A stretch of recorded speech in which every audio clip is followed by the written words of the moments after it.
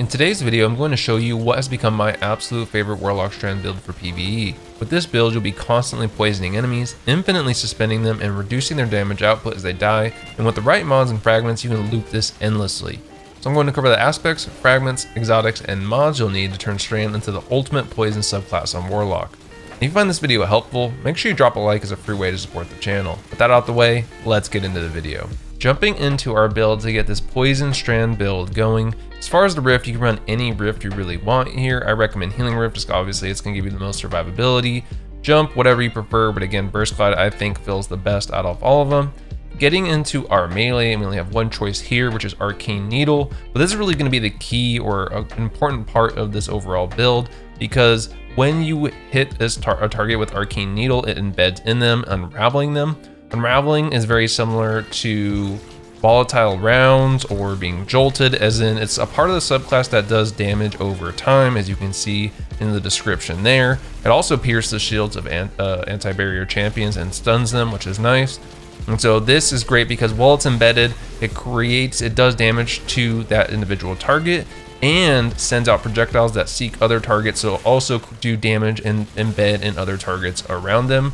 So this is great for just increasing damage across all enemies in a given area. So definitely want to start off with this as we go through our build. Next, we have our Shackle Grenade, and this is going to be key because when we talk about our aspects, it's going to allow us to suspend targets infinitely, just over and over and over again, which is, for those that don't know, when you're suspended or a target is suspended, it's when they're floating in the air and basically can't do any damage. So you can see that could be super helpful in PvE content. So we're going to definitely want to run Shackle Grenade. As for here, we're going to be running Weaver's Call because we don't have any other choice. Casting your Rift gives you 3 thread links. Not a big deal here. Not going to talk about this that much because threadings aren't really a part of this build at all, which is kind of funny given that's the identity of this subclass. But threadlings, not the play here. As for our aspect, we're going to be running Mind Spun Invocation, and this allows you to have stronger or enhanced functionality for your grenades. And this is what we're going to be using the Shackle Grenade for. So when you consume your Shackle Grenade and activate Weaver's Trance final blows while Weaver's Trance is active, create a suspending detonation.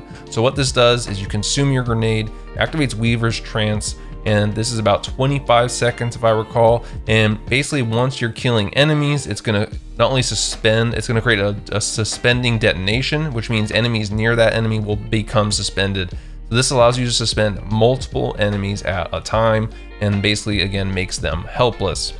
So for our fragments, knowing that we're going to be suspending targets, using our melee, using and consuming our grenade, we're going to want to do things that are going to loop into that and help us get those abilities back quicker.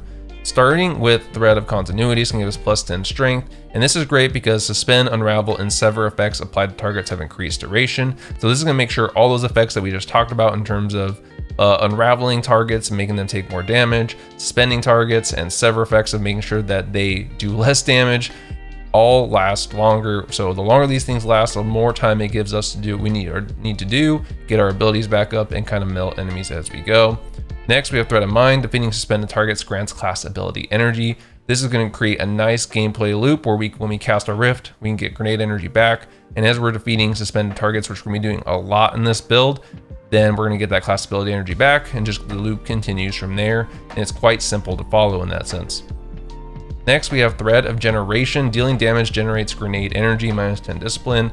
This one really is the game changer because as you're doing damage with our exotic of choice and just the overall build we have in mind, we're gonna be doing a ton of damage all at once. And so you're just gonna be getting your grenade back so quickly with this build. It makes it super fun because you don't have to worry about timing or lining up everything perfect. As you're just using the build and doing damage, you're gonna be getting that Shackle Grenade back, which can allow us to consume it and get Weaver's Trance and suspend enemies as well, which is great. So the only thing we're gonna have to worry about and think about is Arcane Needle, so that's something to keep in mind. From there, Thread of Fury is our last strand fragment. Damaging targets with Tangle grants melee energy. This is important because this will help us get our Arcane Needle back, and this allows us to grab those tangles that will spawn as we kill enemies that are unraveling. And because when you kill an enemy that's unraveling, they drop a tangle, and then you can use that to get melee energy back, which will be nice, especially given the fact that it gives us minus 10 strength. So as we drop those tangles, we're going to grab those, throw those in between doing all the damage, suspending everyone constantly. Now that we've covered our aspects and fragments to really set up our strand poison build, this is where you're going to want to get into our mods. And this is where for your helmet, I recommend running 3 kinetic siphon mods. So rapid kinetic weapon final blows, create an orb of power. Again, this does have diminishing returns, but we're mainly going to be using our kinetic weapon here. So having kinetic siphon is going to drop those orbs of power, which triggers a host of other things on this build. Next, we're going to be using the necrotic grip. I'm sure you can already see this where this is going. Melees cause damage over time, and so this spreads poison and all that kind of cool stuff, and works really well in this build. And so ultimately, when we get to necrotic grip, damaging combatants poisons them, dealing increased damage over time. Defeating a poison combatant spreads the condition, so this will cause poison to spread, which pairs really well with those suspending detonations. So you'll have suspending detonations with poison. So not only are targets going to be suspended, unraveling, and they will be poisoned as well using this weapon. And again, pairs well with weapons of sorrow, which we'll talk about in a second. And then from there, we also on those gloves, I'm using grenade kickstart. When your grenade energy is fully expended, you gain grenade energy. This is just a nice little icing on the cake in terms of making sure that we always are going to have that shackle grenade handy to consume. Again, it pairs really well with that fragment that you gain grenade energy from damage. Font of Vigor, so it's going to help us get bonus to strength when we have any armor charge. Again, so as we're using our kinetic weapon, we're going to be getting orbs of power, which we can pick up, which will then help us get our strength back quicker. From there, for our chest piece, we got charged up, increase the maximum number of stacks of armor charge we can carry by 1, which is nice. So it's going to give us more armor charges, which means we can have Font of Vigor up even longer and have that nice ability regen.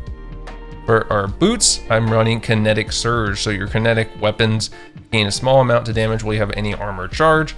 And again, I'm running 2 of these with an Innervation mod, reduces grenade cooldown each time you pick up Orb of Power.